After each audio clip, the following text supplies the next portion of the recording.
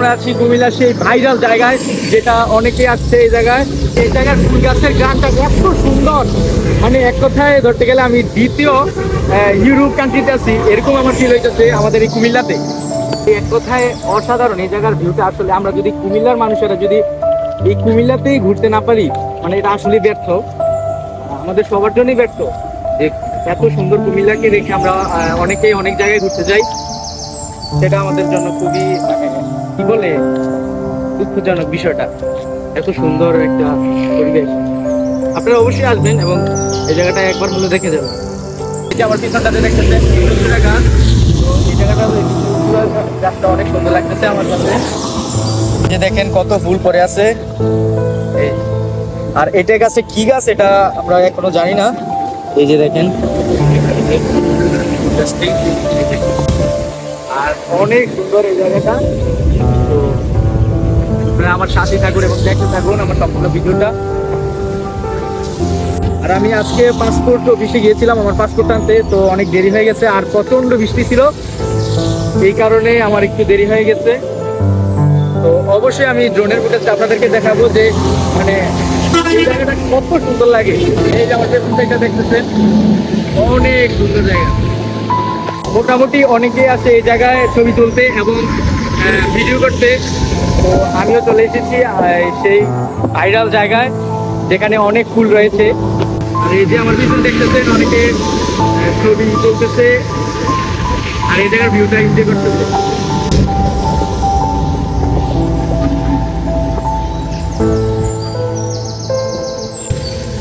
আমি এখন আসতেছি আমার ড্রোনটা ফ্লাই করার জন্য। আমি এখন একটা সেফটি একটা জায়গা খুঁজবো, তারপর ওইদিকে যাবো।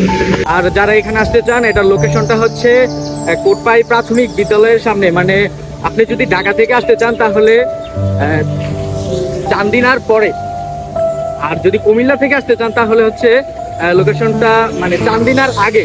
মানে আপনি যদি মানে চান্দিনা স্টেশনে নামেন, তারপর যে কোনো অটো ড্রাইভার অথবা যেগুলো সিএনজি যদি বলেন যে কোটপাই প্রাথমিক বিদ্যালয়ের সামনে নামবেন, তখন আপনাকে এই জায়গায় নিয়ে আসবে। আর আমি এখন আমার সেই ড্রোনটা ফ্লাই করার জন্য একটা নিরাপদ জায়গা খুঁজতেছি। আর এই জায়গায় অনেক বাতাস, আর একটু আগে শিলাবৃষ্টি হয়েছে। আমি পাসপোর্ট অফিসে ছিলাম। এই যে আমি এখান থেকে ড্রোনটা ফ্লাই করব।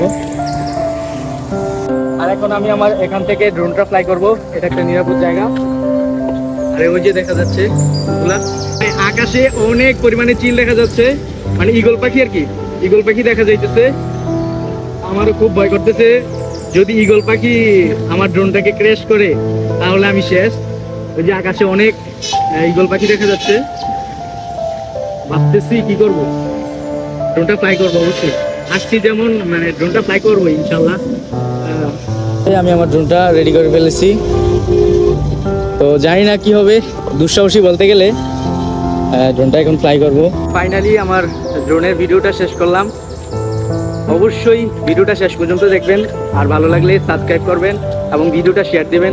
আর অবশ্যই কুমিল্লাতে ঘুরতে আসবেন। কি করে করব বসবাস? সকাল থেকেই আমার হৃদয় জুড়ে প্রখর তৃষ্ণা, বুক পুড়ে যাচ্ছে অনবরত।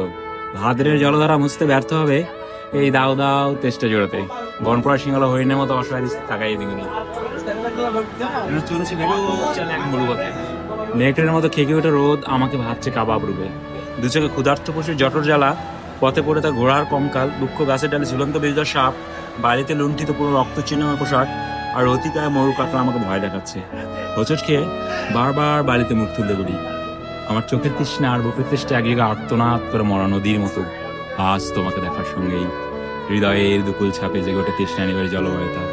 আমাদের দুজনে দুটি হাত পরস্পর চুম্বন ধারে ভাসতে দেখেছে।